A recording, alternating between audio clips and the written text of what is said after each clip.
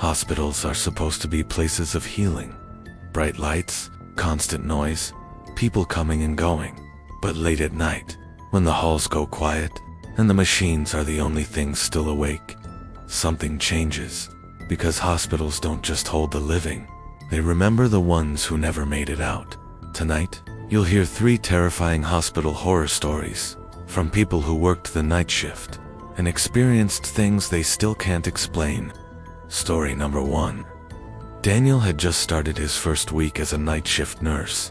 The hospital was old, the kind of place with long hallways, flickering lights, and rooms that always felt a little too cold. He was assigned to the 3rd floor. Most of the patients were asleep by midnight, except one, room 37. Daniel checked the chart. The room was listed as empty, but every time he walked past, he heard something, a faint tapping sound, like someone knocking slowly from inside the room. At first, Daniel ignored it. He thought maybe it was pipes. Old buildings made noises, but around 2:40 a.m., the tapping got louder, more deliberate. Knock, knock, knock. Daniel stopped outside the door. He hesitated, then slowly opened it. The room was dark, empty.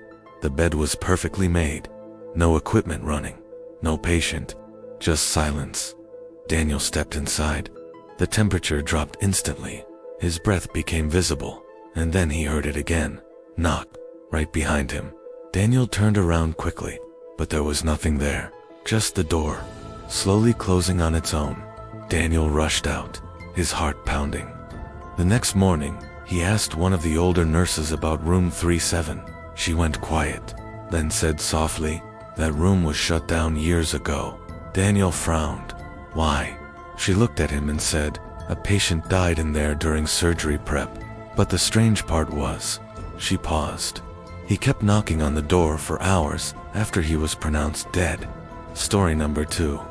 Aisha worked as a security operator in a private hospital. Her job was simple: sit in a small control room and watch the CCTV cameras all night. Most nights were boring. Empty hallways, nurses doing rounds, occasional patients walking slowly. But one night, at exactly 3:12 a.m., camera 14 turned on by itself. It showed the ICU hallway. Everything looked normal, until Aisha noticed someone standing at the end of the corridor.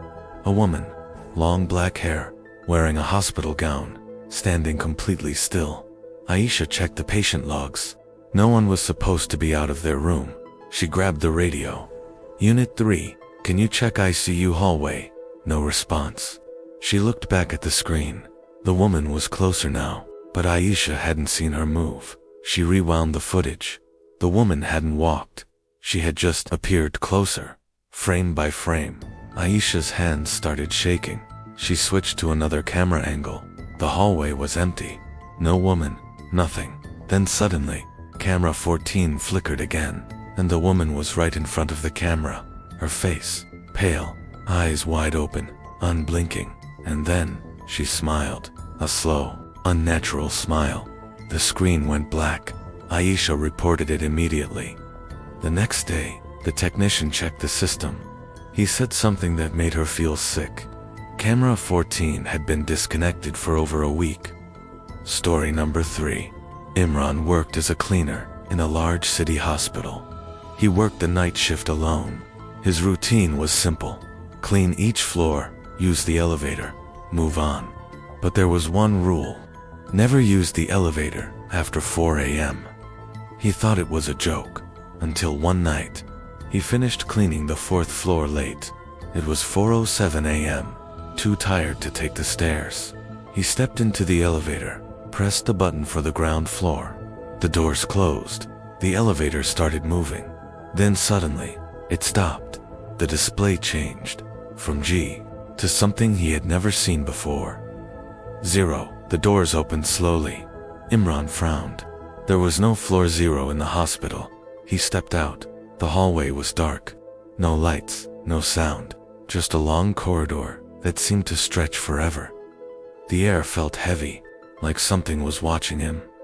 Then he heard footsteps. Not his own. Slow, dragging, coming from the end of the hallway. Imran backed into the elevator, pressing the button repeatedly. The doors wouldn't close. The footsteps got closer, closer, and then he saw it, a figure walking toward him, its body twisted, moving unnaturally, its head tilted at an impossible angle. Imran screamed and slammed the door button. This time, the doors shut instantly. The elevator shot back up. When it opened, he was back on the 4th floor, breathing heavily, shaking. The next morning he told the supervisor everything. The supervisor looked at him and said, "You're not the first." Imran asked what he meant. The supervisor replied quietly, "That elevator sometimes opens to the morgue level." Then he added, "But the hospital doesn't have a morgue anymore. Hospitals are meant to save lives. But not every story ends that way. Some patients never leave. Some halls are never truly empty. And some things still wander the corridors long after visiting hours are over.